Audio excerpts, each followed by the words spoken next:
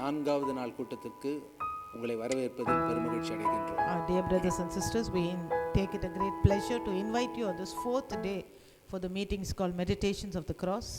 நம்முடைய சிந்தையை தூண்டவும், இன்னும் கிறிஸ்துவை அதிகமாக அறிந்து கொள்ளவும், வேதத்தை இன்னும் அதிக ஆழமாக தெரிந்து கொள்ளவும் இந்த கூட்டங்கள் நமக்கு உதவி செய்கின்றன என்று நான் விசுவாசிக்கிறேன். I believe these meetings are helping us to have a deeper study about God's word, to ponder more deeply upon the sufferings of Jesus, and to help us to really understand the meaning of all this. நாம் கண்களை மூடி ஜெபிப்போம். Let's close our eyes and let's pray. கிருபையும் அன்பும் நிறைந்த பரலோக தேவனே, உம்மை நன்றியோடு துதிக்கின்றோம். Loving heavenly Father, we just thank you, Father. இந்த நாளுக்காய் உம்மை துதிக்கின்றோம். We worship you for this day. உம்முடைய கிருபைக்காய் உம்மை We ஸ்தோத்திரிக்கின்றோம். thank you for your mercy, Lord. துவக்கம் முதல் கடைசி வரை சகல காரியங்களை பொறுப்படுத்திக் We கொள்ளும். pray that you will take full control right from the beginning எல்லா till the end. தடைகளையும் Lord. இயேசுவின் நாமத்தில் நீக்குகிறோம். We break every hindrance in the name of Jesus. அப்பா, இந்த செய்தியை கேட்க போகின்ற ஒவ்வொருவருடைய உள்ளத்தையும் நீ தொடுவீராக. We pray that you will touch every person's heart, Lord. Those who are listening to this, those who will listen to it in future, Lord. துதிகன மகிமை உமக்கே We செலுத்துகிறோம். give you the glory, the honor and the praise. இயேசு கிறிஸ்துவின் இனிய நாமத்தில் ஜெபிக்கிறோம் நல்ல In பிதாவே. Jesus' mighty name we pray, Father. Amen. Amen. Say, this is my Bible. இது என்னுடைய வேதாகமம். I am who it says I am. இது நான் யார் என்று சொல்கிறதோ அந்த நபர் தான் I நான். have all that it says I have. இது எனக்கு என்னவெல்லாம் இருக்கிறது என்று சொல்கிறதோ அவையாவும் எனக்கு இருக்கிறது. My mind is alert. என் மனம் தெளிவாய் My இருக்கிறது. spirit is receptive. என் ஆவி உற்சாகமாய் I'm going to இருக்கிறது. be taught the word of God. தேவனுடைய வார்த்தையால் போதிப்பிக்கப்பட And I will போகிறேன். never be the same. நான் பழைய நபராய் இருக்க Never be மாட்டேன். the same. பழைய நபராய் இருக்க Because மாட்டேன். Jesus ஏனென்றால் paid the இயேசு price for me. எனக்கான கிரயத்தை செலுத்தி விட்டார். And I have everything that he paid and bought for me. அவர் எனக்காக விலைக்கிரயம் செலுத்தி வாங்கியதெல்லாம் எனக்குரியது. In Jesus' name. இயேசுவின் நாமத்தில் Amen. பிதாவே. ஆமென். Shall we solve the problem of death? மரணத்திற்கான தீர்வு என்ன? This sinner is condemned to die. இந்த பாவியானவன் மரிக்க வேண்டும் என்று அவன் And கண்டனப்படுத்தப்படுகிறான். because of the sinner, everyone born through him are condemned to die. அவன் கண்டனப்படுத்தப்பட்டபடியால் அவன் மூலமாக வருகின்ற ஒவ்வொருவரும் கண்டனப்படுத்தப்பட்டு மரணத்துக்கு ஏதுவாக So செல்கிறார்கள். how do you save him from death? ஆகவே இந்த மரணத்திலிருந்து அவனை விடுதலை செய்பவன் யார்? So if you want to save him from death, first of all you have to deal with sin. அவனை நீ மரணத்திலிருந்து விடுதலை செய்ய வேண்டும் என்றால் முதலாவது அந்த பாவம் என்ற காரியத்தை சரியாக கையாள வேண்டும். So we'll turn to Hebrews 9:22 and we will read that verse. எபிரேயர் 9ஆம் அதிகாரம் 22ஆம் வசனத்தை பார்ப்போம். 9:22. It says, and according to the law, almost all things are purified with blood, and without shedding of blood, there is no remission. நியாயப்பிரமாணத்தின்படி கொஞ்சம் குறைய எல்லாம் இரத்தத்தினாலே சுத்திகரிக்கப்படும், இரத்தம் சிந்துதல் இல்லாமல் மன்னிப்பு உண்டாகாது. Leviticus 17 and verse 11 said that there is, the shedding of blood is necessary for the remission of sin. லேவியராகமம் 17ஆம் அதிகாரம் 7ஆம் வசனம் சொல்லுகின்றது, இரத்தம் சிந்துதல் இல்லாமல் பாவத்துக்கு நிவாரணம் இல்லை என்று. Okay, so now we know blood is necessary. இதனால என்ன நமக்கு தெரியுது? இரத்தம் அவசியமான ஒன்று. So if you want to justify a sinner now, you have to shed blood. Okay, blood has to be shed. ஒரு பாவியை, ஒரு மீறுகின்ற ஒரு மனிதனை நியாயப்படுத்துவதற்கு, அந்த பாவத்திலிருந்து விடுதலை செய்வதற்கு யாரோ ஒருவர் ரத்தம் சிந்த வேண்டும். Now I cannot shed blood, you cannot shed blood, because our blood is condemned blood. Already we have sin in our blood. நானோ நீங்களோ நம்முடைய ரத்தத்தை சிந்த முடியாது. ஏனென்றால் நம்முடைய ரத்தம் ஏற்கனவே கண்டனப்படுத்தப்பட்டு பாவத்தால் நிறைந்திருக்கின்றது. Because I myself need forgiveness. ஏனென்றால் எனக்கே பாவ மன்னிப்பு தேவை. So by me shedding my blood doesn't make any difference to save a sinner. ஒரு பாவியை மீட்பதற்கு என்னுடைய ரத்தம் போதுமானது அல்ல. So how do I justify a sinner? Today we are going to study ஒரு about பாவியை this. நீதிமானாக மாற்றுவது எப்படி? Mercy is not ignoring justice. இரக்கம் என்பது நீதியை புறக்கணிப்பதல்ல. God wanted to show mercy to us, grace to us, but that does not mean that he can ignore, the justice that has to be done to a sinner. ஒரு பாவிக்கு தண்டனை கொடுப்பதற்கான நியாயம் தீர்க்கப்படுதல் அவசியம். ஆனால் இரக்கத்தின் மூலமாகவோ கிருபையின் மூலமாகவோ ஆண்டவர் அதை தேவை என்று சொல்லிவிட மாட்டார். If you just ignore justice, it becomes injustice. ஒரு நீதியை நாம் புறக்கணித்தால் அது அநீதியாகும். God is not an unjust judge. நம்முடைய தேவன் அநீதியுள்ள நியாயாதிபதி அல்ல. He is a just judge. அவர் நீதியுள்ள நியாயாதிபதி. Okay, so someone had to pay the price for it. ஆகவே யாரோ ஒருவர் அதற்கான கிரயத்தை செலுத்த வேண்டும். The problem now is who is going to pay the price? Nobody can pay because everybody's blood is sinful blood. ஒவ்வொருடைய ரத்தமும் பாவம் நிறைந்தது. ஆகவே யார் இந்த பாவத்துக்கு நிவாரணம் செலுத்த முடியும்? Animals' blood could not wash away our sins. It could only, satisfy us, make us feel satisfied. It only covered. That's why the people in the Old Testament were considered righteous. They were not made righteous. ஆகவே மிருகங்களுடைய ஆட்டுக்கடாக்களுடைய ரத்தத்தை சிந்தினா அது பாவத்தை கழுவாது, பாவத்தை மூடும். பாவ உணர்வு கொஞ்சம் குறைஞ்ச மாதிரி நம்ம உணர்வோம். Now blood we see is not an option. Blood is a necessity. ஆனால் அதே வேளையிலே ரத்தம் சிந்துதல் தேவைப்பட்டால் எடுத்துக்கொள்ளலாம் என்ற ஒன்றல்ல, நிச்சயமாக அது தேவை. Why blood is necessary? To forgive a sinner. ஒரு பாவிக்கு அவசியமாகின்றது. Because the Bible says in the book of Leviticus, the life of a person is in the blood. லேவியராகம புத்தகத்திலே பார்க்கின்றோம், ஒரு மாமிசத்தின் ரத்தம், ஒரு மனிதனுடைய ரத்தத்தில் தான் அவனுடைய ஜீவன், உயிர் இருக்கின்றது. If we lose out on our blood count comes less, that's it. நாம் அடிபட்டு ரத்தம் போய்க்கொண்டே இருக்கும் பொழுது ரத்த அணுக்கள் குறைய குறைய கொஞ்ச நேரத்தில் செத்து போயிடும். Because in the blood God has kept a resisting power for us. அந்த ரத்தத்தில் நோய் எதிர்ப்பு சக்தியை அல்லது உயிரை தாக்கு பிடிக்கக்கூடிய சக்தியை ஆண்டவர் தந்திருக்கிறார். Okay, so certain times when you get fever or you get some sickness, automatically you get better because in your blood itself the resisting power is there. உங்களுக்கு ஜுரமோ அல்லது ஏதாவது ஒரு உடல்நிலை சரியில்லாத வரும்பொழுது உங்கள் ரத்தத்தில் இருக்கின்ற நோய் எதிர்ப்பு சக்தியின் மூலமாகவே தானாகவே நீங்கள் சுகமாகி விடுவீர்கள். Many sicknesses that we know of like AIDS, okay, it's not a sickness by itself. Only thing, the resisting power in the blood gets less. So any kind of sickness can attack you and kill you because you can't resist even a small cold. பார்க்கின்றோம் AIDS என்ற வியாதி.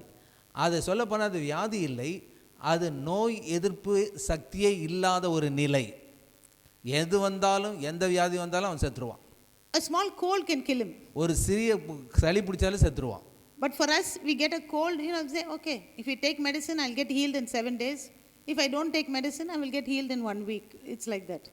நம்மளை பொறுத்த வரைக்கும் நம்ம என்னென்னா, சளி பிடிச்சிச்சா கவலைப்படாதீங்க, மருந்து எடுக்கலைன்னா 7 நாளில் சரியாகும், மருந்து எடுத்தீங்கன்னா 1 வாரத்தில் சரியாயிடும்.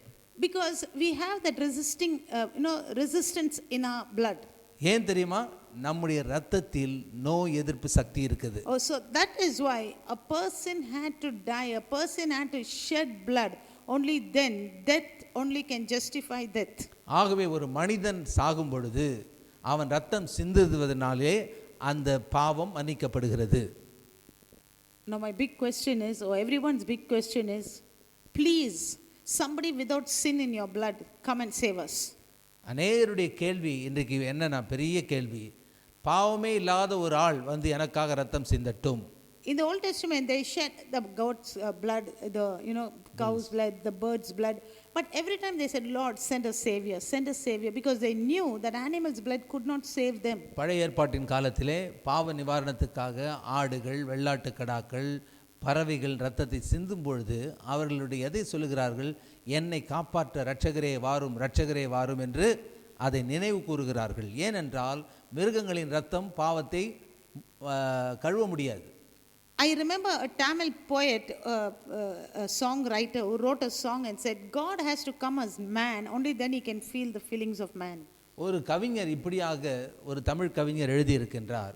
அவர் சொல்றார், கடவுள் மனிதனாக பிறக்க வேண்டும், அப்பொழுதுதான் மனிதனுடைய வேதனை அவருக்கு என்னவென்று தெரியும். But the good news is somebody came for us.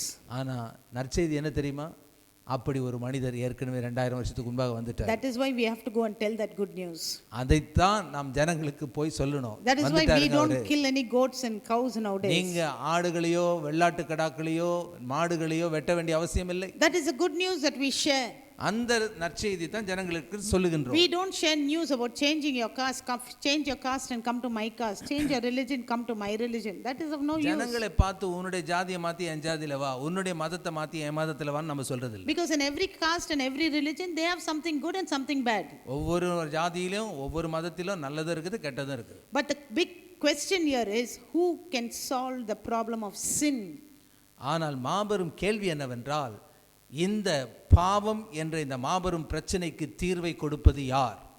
And that is the good news that someone came for us, someone shed his blood. ஆனால் அருமையான சகோதர சகோதரியே, நற்செய்தி என்னவென்றால் அப்படி தன்னுடைய இரத்தத்தை சிந்துவதற்கு ஒரு மனிதர், குற்றமற்ற இரத்தத்தை சிந்துவதற்கு ஒரு மனிதர் ஏற்கனவே வந்து விட்டார். In Genesis chapter 3 and 15 we seen yesterday.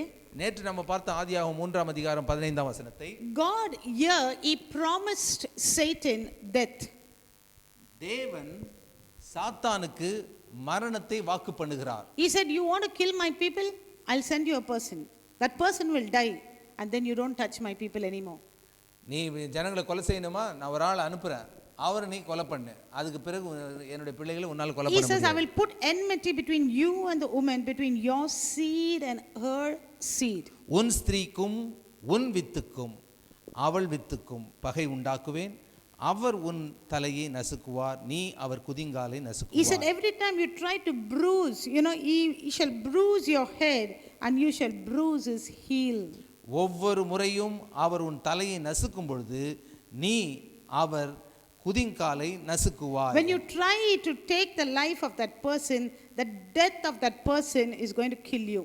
That's நீ the meaning. அந்த குறிப்பிட்ட நபருடைய உயிரை எடுக்க நீ முயற்சி செய்கிறாய் அல்லவா, அந்த உயிர் தான் உன் உயிரை எடுக்க Now போகிறது. death is going to win over death.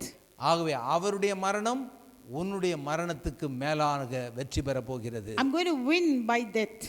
நான் மரணத்தின் மூலமாக மரணத்தை ஜெயிக்க போகிறேன். Hebrews 13 and verse 12. எபிரேயர் 13ஆம் அதிகாரம் 12ஆம் வசனம். Let's turn to Hebrews 13th chapter and verse 12. எபிரேயர் 13ஆம் அதிகாரம் 12ஆம் வசனம். He said, therefore Jesus also, that he might sanctify the people with his own blood, suffered outside the gate. அந்தப்படியே எபிரேயர் 13ஆம் அதிகாரம் 12ஆம் வசனம். அந்தப்படியே இயேசுவும் தம்முடைய சொந்த இரத்தத்தினாலே ஜனத்தை பரிசுத்தம் செய்யும்படியாக நகர வாசலுக்கு புறம்பே பாடுபட்டார். We are going to study here about Jesus Christ. இங்கே இயேசு கிறிஸ்துவை குறித்து நாம் கற்றுக்கொள்ள போகிறோம். After this, whenever you read the Bible, whenever you read about Jesus Christ, when you read Jesus, remember that is God in his earthly form, and when you read Christ, that is the Spirit of God, okay, the anointed side of Jesus Christ. இயேசு கிறிஸ்து என்ற அந்த வார்த்தைகளை நீங்கள் படிக்கும் பொழுது ரெண்டு காரியம் புரிஞ்சுக்கணும். இயேசு என்பது தேவாதி தேவன் இந்த உலகத்தில் மனிதனாக வந்த அந்த உருவம். கிறிஸ்து என்பது அபிஷேகிக்கப்பட்ட அந்த ஆவிக்குரிய நபர். Okay, so ஆவிக்குரிய நபரும் சரீர பிரகாரமான நபரும் ஒன்று சேர்ந்தது தான் இயேசு கிறிஸ்து. 1 Corinthians 15 and 21 we'll read. 1 கொரிந்தியர் 15ஆம் அதிகாரம் 21ஆம் வசனம். For since by man came death, by man also came the resurrection of the dead. For as in Adam all die, even so in Christ all shall be made alive. 1 கொரிந்தியர் 15ஆம் அதிகாரம் 21-22. மனுஷனாலும் மரணம் உண்டானபடியால் மனுஷனால் மரித்தோரின் உயிர்த்தெழுதலும் உண்டாயிற்று. ஆதாமுக்குள் எல்லாரும் மரிக்கிறது போல கிறிஸ்துவுக்குள் எல்லாரும் உயிர்ப்பிக்கப்படுவார்கள். If you notice here, it only says Christ, it does not say Jesus Christ. இங்கே இயேசு கிறிஸ்து என்று சொல்லல, கிறிஸ்து என்று மட்டும்தான் சொல்லுது. Jesus only died, Christ didn't die. ஏனென்றால் இயேசு கிறிஸ்து என்ற இதுல கிறிஸ்து மரிக்கவில்லை, இயேசு மட்டும்தான் மரித்தார். Okay, I'm going to explain that today to you. அதை உங்களுக்கு சொல்ல போறேன். So next time when you start reading your Bible, you see this. அடுத்த முறை நீங்க பைபிளை படிக்கும்போது நல்லா தெளிவா புரிஞ்சுக்குவீங்க. Okay, so he's saying here, you'll try to pull his heel. Yesterday I thought heel was an idiom. Heel was equivalent to, it is an idiom used for life. You will try to pull his life, you will try to destroy his life. But sad to say, when you destroy his life, the destruction of his life or his death is going to destroy your power. அவருடைய குதிங்காலை நீ நசுக்குவாய். குதிங்கால் என்பது ஒரு உயிருக்கு அடையாளமாக காணப்படுகிறது. அவருடைய உயிரை நீ எடுக்க முயற்சி செய்யும் பொழுது அவருடைய எடுக்கின்ற அந்த உயிரானது உன் தலையை நசுக்கும், உன்னுடைய அதிகாரத்தை பிடுங்கி போட்டுவிடும். Death is not a failure for us. Death is a victory for us. ஆகவே மரணம் என்பது நமக்கு தோல்வி அல்ல, மரணம் என்பது நமக்கு வெற்றி. Romans 6 and 8 says, now if we died with Christ, we believe that we shall also live with him, knowing that Christ, having been raised from the dead, dies no more, death no longer has dominion over him. ஆகையால் கிறிஸ்துவுடனே கூட நாம் மரித்தோமானால் அவருடனே கூட பிழைத்தும் இருப்போம் என்று நம்புகிறோம். மரித்தோரிலிருந்து எழுந்த கிறிஸ்து இனி மரிப்பதில்லை என்று அறிந்திருக்கிறோம். மரணம் இனி அவரை ஆண்டு கொள்வதில்லை. For the death that he died to sin once for all, but the life that he lives to God. அவர் மரித்தது பாவத்துக்கென்று ஒரே தரம் மரித்தார், அவர் பிழைத்திருக்கிறது தேவனுக்கென்று பிழைத்திருக்கிறார். Someone had to die and God had to kill somebody. யாரோ ஒருவர் சாக வேண்டும், தேவன் யாரோ ஒருவரை சாகடிக்க வேண்டும். If God wanted to die, then God, who is a spirit, தேவன் சாக வேண்டும் என்றால் அவர் ஆவியின் மனிதன். God is a spirit. அவர் ஆவி, We are also spirit. நாமும் ஆவி. We live in this body, but we are a spirit. நாம் இந்த சரீரம் என்ற இந்த உடலிலே வாழ்ந்தாலும் நாம் ஆவிதான். Listen carefully. நல்ல கவனிங்க. Spirits don't die. ஆவி சாவதில்லை. So if God wanted to die for us, God needed a body. ஆகவே தேவன் நமக்காக சாக வேண்டும் என்றால் அவருக்கு சாகக்கூடிய ஒரு உடல் தேவை. Understood? புரிஞ்சுச்சா? If you want to die, you need a body. A spirit cannot die. ஆவி என்பது சாவதே கிடையாது. ஒரு ஆள் சாக வேண்டும் என்றால் அவருக்கு சரீரம் இருக்கணும், உடம்பு இருக்கணும். So God decided to taste death and God died for everyone. தேவன் மரணத்தை ருசி பார்க்க விரும்பினார், எல்லாருக்காகவும் மரணத்தை ஏற்றுக்கொள்ள விரும்புகிறார். It says here in verse 10, for the death that he died to sin once for all. 10ஆம் வசனம் 6ஆம் ரோமர் 6:10, அவர் மரித்தது பாவத்திற்கென்று ஒரே தரம் மரித்தார், அவர் பிழைத்திருக்கிறது தேவனுக்கென்று பிழைத்திருக்கிறார். 7.5 billion people, God died for you. You don't have to, make a foolish decision and go to hell. 7.5 billion என்று சொல்லுகிறது. அது ஏறக்குறைய 70 கோடி ஜனங்கள், 70 கோடி 700 கோடியா, 700 கோடி ஜனங்கள் இந்த உலகத்தில் வாழ்கிறார்கள். அவர்கள் எல்லாருக்காகவும் இயேசு தன்னுடைய உயிரை கொடுக்கணும். God died for us. அந்த தேவனாக வந்து தன்னுடைய உயிரை கொடுத்தார். Jesus Christ died for you, brothers. இயேசு கிறிஸ்து உனக்காகவும் எனக்காகவும் மரித்தார். Sisters, Jesus Christ died for you. இயேசு கிறிஸ்து உனக்காகவும் எனக்காகவும் மரித்தார். You don't have to go to hell. ஆகவே நாம் சாக வேண்டிய அவசியம் இல்லை. Going to hell is a foolish choice. ஆகவே மரணம் அல்லது நரகத்துக்கு செல்கின்ற ஒரு செயலானது ஒரு முட்டாள்தனமான செயல். 1 Corinthians 15:55 to 57. 1 கொரிந்தியர் 15ஆம் அதிகாரம் 55 இலிருந்து படிப்போம். O death, where is your sting? O Hades, where is your victory? The sting of death is sin, and the strength of sin is the law. But thanks be to God who gives us the victory through our Lord Jesus Christ. மரணமே உன் கூர் எங்கே?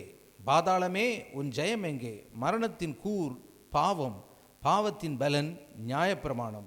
நம்முடைய கர்த்தராகிய இயேசு கிறிஸ்துவினாலே நமக்கு ஜெயம் கொடுக்கிற தேவனுக்கு ஸ்தோத்திரம். In the same chapter where death was born, death was also died. எந்த அதிகாரத்தில் அந்த மரணம் உயிர் துவங்கியதோ அதே அதிகாரத்தில் மரணம் மரித்து போனது. God promised the death of death. ஆகவே ஆண்டவர் அந்த மரணத்துக்கு ஒரு மரணத்தை தருவேன் என்று வாக்கு He said, பண்ணினார். if you sin, you will die. நீ பாவம் செய்தால் சாவாய். At the same time, he said, a seed of the woman will come. அதே வேளையில் அவர் சொல்றாரு, ஸ்திரீயின் வித்து வரும், And it will destroy the power of death. அது மரணத்தின் வல்லமையை மேற்கொள்ளும். The power of death is sin.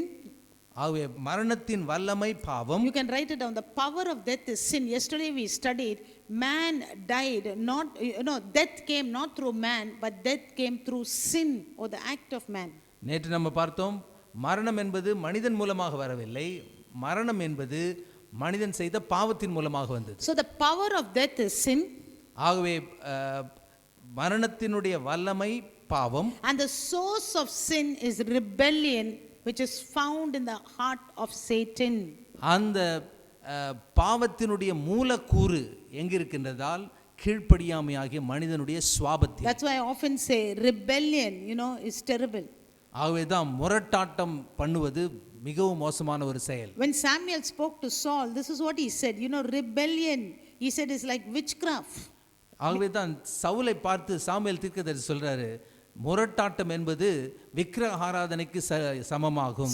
Samuel told him to wait, but he didn't wait. He sacrificed. Samuel சொல்றார், நான் வர வரைக்கும் நீ வந்து பலி செலுத்தாதப்பா, எனக்காக காத்திரு. And Samuel told him, don't bring anything from the enemy's camp, but he brought back the best cattle. அது மாத்திரமல்ல, விரோதியின் பாளையத்திலிருந்து எதையும் கொண்டு வராது என்னாரு, ஆனா அதிலிருந்து மிக சிறந்த கால்நடைகளை மிருகங்களை கொண்டு வந்துட்டான். That is why he said your disobedience, your rebellion is like witchcraft to God. ஆகவே தான் அவனை பார்த்து சொல்றார், உன்னுடைய கீழ்ப்படியாமை, உன்னுடைய முரட்டாட்டம் ஆண்டவருக்கு முன்பாக விக்கிரக ஆராதனைக்கு சமமாகும். It's a serious matter, when you அது rebel. மிகவும் ஒரு சீரிய எண்ணம் உள்ள பயங்கரமான ஒரு செயல். Because rebellion, disobedience is the root of all evil. கீழ்ப்படியாமை தான் எல்லா தீமைக்கும் மூலவேர். And delayed obedience is disobedience.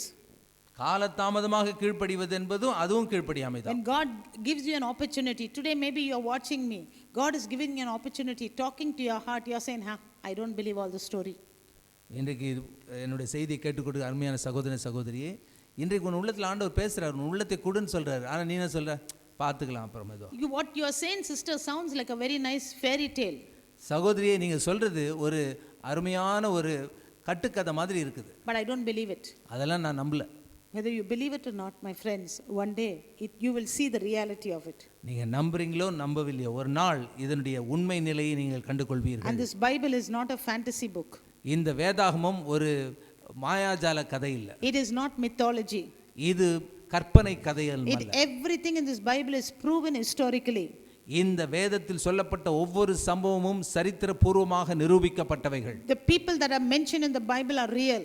இந்த வேதாகமத்தில் சொல்லப்பட்ட ஒவ்வொரு நபரும் கற்பனை பாத்திரங்கள் அல்ல, நிஜமாக வாழ்ந்தவர்கள். The places mentioned in this Bible are there, real. இந்த வேதாகமத்தில் சொல்லப்பட்ட இடங்கள் இன்றைக்கும் இருக்கின்றது. The prophecies that have been prophesied in this Bible took place, is taking place and will continue to take place. இந்த வேதாகமத்தில் சொல்லப்பட்ட தீர்க்க தரிசனங்கள் நிறைவேறியது, நிறைவேறிக் கொண்டிருக்கிறது, இன்னும் நிறைவேறப் போகின்றது. So whether you believe in it or not, this is the truth. ஆகவே நீ நம்பினாலும் நம்பாவிட்டாலும் வேதாகமம் தான் சத்தியம். And Jesus said, I am the way to the truth that leads to life. ஆகவே தான் இயேசு கிறிஸ்து சொல்றாரு, நான் உனக்கு ஜீவனுக்கு எடுத்து செல்லக்கூடிய வழியாகிய சத்தியமாக நான் இருக்கிறேன். If you want to believe Jesus, you can live forever. If you choose to believe Jesus, you can choose life. நீங்கள் இயேசுவை தெரிந்து கொள்ள விரும்பினால், ஏற்றுக்கொள்ள விரும்பினால் நீங்கள் ஜீவனை ஏற்றுக்கொள்கிறீர்கள். I'm not talking about mythological stories, that don't have any base at all. ஆகவே கற்பனை கதை, அஸ்திபாரம் இல்லாத, கோட்பாடுகள் இல்லாத ஒரு கதையை சொல்லவில்லை. I'm not talking to you, about stories that man had written. மனிதனுடைய கற்பனைகளில் உருவாக்கப்பட்ட கதைகளை சொல்லவில்லை. I'm talking to you about history. நான் உங்களுக்கு வரலாற்றை சொல்லுகிறேன், சரித்திரத்தை கூறுகிறேன். So we'll go on and we'll study. தொடர்ந்து நம்ம படிப்போம். And man became a victim of death because of sin he committed against God. ஆண்டவருக்கு விரோதமாக மனிதன் பாவம் செய்ததினாலே மரணத்திற்கு அவன் பாத்திரனாக, கைதியாக மாறுகிறான். He should have been on the cross. Every man should have been on the cross to pay the price. ஒவ்வொரு மனிதனும் தன்னுடைய பாவத்திற்காக அவன் சிலுவையில் தன்னை ஒப்பு கொடுத்திருக்க வேண்டும். Some will say, I didn't sin. சிலர் சொல்ல, நான் பாவம் செய்யலையே. Your forefathers sinned. உங்க முற்பிதாக்கள் பாவம் செய்தாங்களே. And because of that only we are sinning. அதனால தான் நம்மளும் பாவம் செய்துன்னு இருக்கோம். No, I don't believe it, but my forefathers sinned. என்னுடைய முற்பிதாக்கள், தாத்தா பாட்டன் பாவம் செய்ததெல்லாம் பற்றி நான் நம்பலங்க. See, one simple example I'll give you. நான் ஒரு சிறிய ஒரு உதாரணம் சொல்றேன். The day that God created animals, till today animals follow the same rule. எந்த நாளிலே தேவன் மிருகங்களை உருவாக்கினாரோ, கட்டளைகளை கொடுத்தாரோ, அதே கட்டளை இன்னைக்கு வரைக்கும் அது பின்பற்றுது. The fish, God said, be in the water, it's in the water. ஆண்டவர் சொன்னார், மீன்களே தண்ணீர்ல தான் இருங்கன்னாரு, தண்ணீர்ல தான் இருக்குது. He told the birds, you fly, you live in the, in the trees, it's living there. பறவைகளை பார்த்து சொல்றாரு, வானத்திலே பறவுங்கள், மரத்திலே தங்குங்கள். He gave a capacity, for a male animal, to just go, be normally attracted to a female animal and reproduce. ஒரு ஆண் மிருகத்துக்கு தானாகவே அது ஈர்க்கப்பட்டு ஒரு பெண் மிருகத்தோடு சேர்ந்து அது குட்டிகளை பெற்றெடுக்கிறது. But you see, you see human beings today. ஆனால் இன்றைக்கு மனிதர்களை பாருங்க, One man is running at the back of another man. ஒரு ஆண் இன்னொரு ஆண் பின்னால ஓடுறான். Two women want to get married. ரெண்டு பெண்கள் கல்யாணம் பண்ண விரும்புறாங்க. One is putting on the bridal dress, another is putting on the bridegroom suit. ஒருத்தன் வந்து கல்யாண மணமகளுடைய ஒருத்தன் அந்த ட்ரெஸ்ஸை போட்டுனுக்கான், அதில் இன்னொருத்தன் வந்து மணமகனுடைய ட்ரெஸ்ஸை போட்டுனுக்கான். What do you call this nature? ஒரு ஆண் மணமகன், இன்னொரு ஆண் மணமகள். What do you call this nature? இப்படிப்பட்ட சுவாபத்தை, இந்த விதியை, இயற்கை நிலையை என்னன்னு சொல்ல போறீங்க நீங்க? This is called rebellion against God's law. இது ஆண்டவருடைய சட்டத்துக்கு விரோதமாக செயல்படுகிற And that is செயல். called sin. அதுதான் பாவம். You don't find animals rebelling. மிருகங்களுக்கு கீழ்ப்படியாம இருக்குதா? And you will say, sister, they have 5 senses, we have 6 senses. நம்ம என்ன சொல்றோம், அதுக்கெல்லாம் 5 அறிவுங்க, நம்மளுக்கு 6 அறிவு இருக்குது. That 6th sense only God said, choose between, I leave before you good and evil. Choose what you want. அந்த 6வது அறிவை தான் பயன்படுத்த சொல்றாரு. நான் உனக்கு முன்பாக நன்மையும் வைத்திருக்கிறேன், தீமையும் வைத்திருக்கிறேன், ஆனால் நன்மையை தெரிந்து கொள். And we have chosen that 6th sense to be nonsense, and we choose the bad things. We choose the destructive route, because the Bible also very clearly tells us the road to destruction is broad, but to life it's very narrow. ஆண்டவர் சொல்றாரு, 6வது அறிவாகிய அந்த பகுத்தறிவை பயன்படுத்த சொன்னா, இவன் பகுக்காமையே வந்து இஷ்டப்படி தன்னுடைய விருப்பப்படி செல்றதுனால அவன் குறுகிய வாசலுக்கு செல்வதற்கு, குறுகிய பாதையில் செல்வதற்கு பதிலாக அகலமான பாதையில் லகுவாக போக பார்க்கிறான். And he tries to test God. அதன் மூலமாக கடவுளையே சோதிக்க பார்க்கிறான். He tries to question God. ஆண்டவரையே கேள்வி கேட்க பார்க்கிறான். Okay, so that is why the Bible says we have become a victim to death because of our rebellion. ஆகவே தான் நம்முடைய கீழ்ப்படியாமை மூலமாக, மீறுதலின் மூலமாக நாம் மரணத்திற்கு கைதிகளாக மாறுகின்றோம். Now what do we do? How do we get saved? இப்பொழுது அதிலிருந்து விடுதலை பெறுவது எப்படி? Every one of us should say, Lord, find a way, Lord. Show us a way, Lord. Who is going to save us, Lord? ஆண்டவர் கேட்கலாம், ஆண்டவரே எங்களுக்கு ஒரு வழியை காட்டுங்க, இதிலிருந்து எங்களை விடுவிக்கிறவர் யார் என்று கேட்கலாம். And God says, I'll show you a way. ஆண்டவர் சொல்றாரு, நான் உனக்கு வழியை காட்டுறேன்.